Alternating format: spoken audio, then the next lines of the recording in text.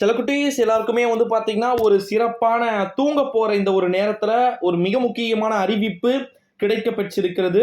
பள்ளிகள் திறப்பு பற்றி ஒரு பேட் நியூஸாக இந்த அறிவிப்பை எடுத்துக்கொள்ளக்கூடியவர்கள் எடுத்துக்கொள்ளலாம். என்ன அப்படின்னு வந்து பார்த்தீங்கன்னா, நாளை காலை அளவுல நமக்கு அஃபிஷியல் அனௌன்ஸ்மென்ட் தெரிஞ்சிரும் அப்படின்னு சொல்லிட்டு எதிர்பார்க்கப்படுகிறது. பள்ளிகள் திறப்பு பற்றி அதிகாரப்பூர்வ அறிவிப்பு இருக்கிறதா? இல்லையா?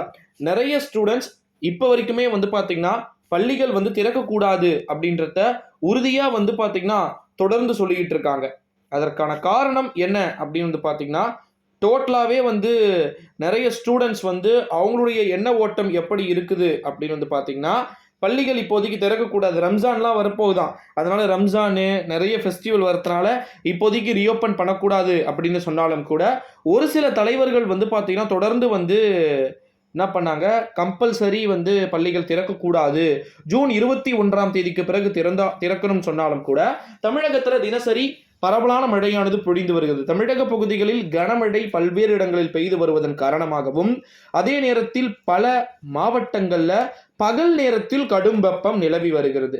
தமிழகத்தில் அடுத்த ஒரு வாரத்திற்கு கனமழை நீடிக்கும்னு சொல்லியிருப்பதன் காரணமா, தமிழ்நாட்டுல பகல்ல டெம்பரேச்சர் அதிகமா இருக்குது. அத தணிக்கிறதுக்காக நைட் டைம்ல மழை வந்து பார்த்தீங்கன்னா பெய்யுது. இந்த ஒரு சூழ்நிலையில தான் மாணவர்களுடைய நலன் கருதி ஒட்டுமொத்தமாக வந்து பார்த்தீங்கன்னா, எல்லா விதமான தரப்பினர்கள் டீச்சர்ஸு, பெற்றோர் கழக சங்கத்தினர், அப்புறமா வந்து மாணவர்கள் எல்லாருமே வந்து சொல்லிட்டு இருந்தாலும் கூட, ஒரே ஒரு டிஸ்அட்வான்டேஜ் என்ன அப்படின்னு வந்து பார்த்தீங்கன்னா, பள்ளிகள் திறப்பு அப்படின்றது சப்போஸ் 100% வந்து பார்த்தீங்கன்னா, ஒத்தி வச்சாங்கன்னா, மென்மேலும் ஒத்தி வச்சாங்கன்னா, மாணவர்களுக்கு அது பாதிப்படையக்கூடும். சாட்டர்டேலாம் வந்து ஸ்கூல் வைக்க வேண்டிய ஒரு நிலைமைகள் வந்து பார்த்தீங்கன்னா, அவங்களுக்கு வந்து வரத்துக்கு வாய்ப்பு இருக்கு. ஸோ, அதனால வந்து 10ஆம் தேதியே ஓப்பன் பண்ணிடலாம். ஆனா ஒரு வாய்ப்பு இருக்கு. நாளைக்கு அப்படி சப்போஸ் வெளியாகும்போது 12ஆம் தேதி பள்ளிகள் திறக்கலாம். ஏன்னா பாண்டிச்சேரியில 12ஆம் தேதி தான் பள்ளிகள் திறந்தாலும் கூட, பஸ் பாஸ்லாம் ஏற்கனவே வச்சுட்டு இருக்கக்கூடிய அந்த பழைய பஸ் பாஸ வச்சே வந்து நீங்க பயணிக்கலாம் அப்படின்னு சொல்லிட்டு ஒரு அஃபிஷியல் ஆர்டர் வந்து குடுத்திருக்கிறாங்க.